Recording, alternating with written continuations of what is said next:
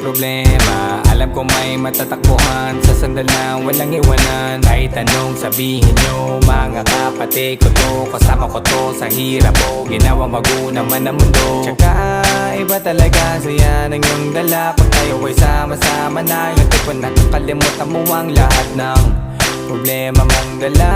Basta ganun na nga, pag tayo'y kompleto na, mas masaya, diba? Gusto ko kasama kayo sa kulitan, sarap walang iwanan. At kahit na minsan nagkakaroon man tayo ng hindi pagkakaunawaan, tampuhan at galit, awayan, pag-usapan na lang sa tagayan. Di makatiis pag nakitang nakangiti, apiran wala na yan, sabay halakhak.